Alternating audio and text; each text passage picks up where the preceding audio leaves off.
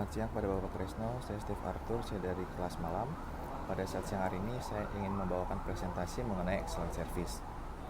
Jadi yang dimana kita sudah ketahui bahwa pelanggan memainkan peran penting dalam kemampuan bisnis untuk terus beroperasi di lingkungan bisnis global saat ini.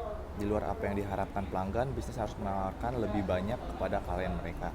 Agar pelanggan tetap loyal terhadap produk atau jasa, pejabat perusahaan harus peka terhadap keinginan atau kebutuhan pelanggan atas barang atau jasa yang dihasilkan atau yang disediakan. Layanan perusahaan memiliki peran dan dampak yang sangat signifikan terhadap pelanggannya.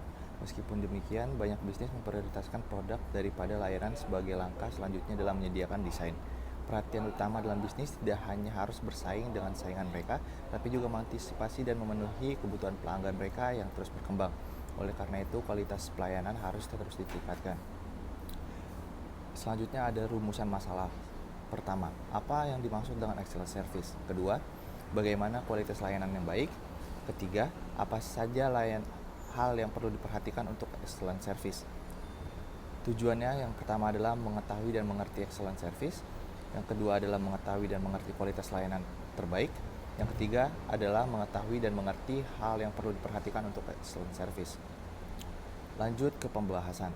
Excellent service adalah layanan sebagai layanan prima ketika diberikan dengan penekanan kepada kepuasan pengguna untuk memberikan pelayanan yang terbaik kepada pelanggan yang dipusatkan pada kepentingannya guna menjamin kepuasan pelanggan yang maksimal merupakan inti dari pelayanan prima.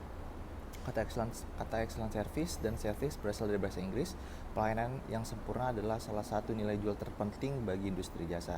Faktanya, klien yang berdedikasi akan secara otomatis mempromosikan produk atau layanan perusahaan kepada pelanggan lainnya yang dengan sengaja sangat puas dan mendapat manfaat dari layanan sempurna ini.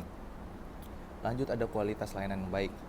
Berikut beberapa dimensi kualitas pelayanan yang dapat dijadikan sebagai indikator bagus tidaknya suatu pelayanan dan berpengaruh atau tidaknya terhadap kepuasan pelanggan atau konsumen. Pertama, kemampuan bisnis untuk memenuhi janjinya secara tepat waktu, konsisten, dan dapat diandalkan dikenal sebagai penekanan. Kedua, daya tanggap dan kemauan untuk membantu pelanggan dan menawarkan layanan tepat dan tepat, fokus informasi yang jelas. Ketiga, sertifikasi, jaminan khususnya informasi tentang kebaikan dan kemampuan organisasi dan asetnya untuk membangun kepercayaan klien terhadap organisasi yang terdiri dari beberapa bagian. Selanjutnya ada simpati, yaitu memberikan perhatian yang tulus dan bersifat individual atau organisasi yang diberikan kepada klien dengan upaya memahami keinginan pembelanja. Selanjutnya ada bukti nyata, juga dikenal sebagai kemampuan untuk menunjukkan keberadaan kepada pihak ketiga, sarana dan prasarana fisik perusahaan, serta keadaan lingkungan sekitarnya, merupakan indikator yang jelas dari pelayanan yang diberikan oleh penyedia jasa. Hal-hal yang harus diperhatikan untuk service excellent. Pertama, yang jelas kita harus mempunyai senyuman yang tulus, memberikan sapaan yang ceria, meminta dan menawarkan bantuan. Selanjutnya, berikan pengaturan atau klarifikasi terbaik kepada pembeli. Tentukan apakah sudah memenuhi permintaan dan harapan pelanggan atau belum. Yang selanjutnya adalah pastikan 2 kali. Jadi kita make sense agar tidak terjadi kesalahan atau ketidakpuasan pada pelanggan. Dan yang terakhir, ucapkan terima kasih. Selanjutnya adalah kesimpulan.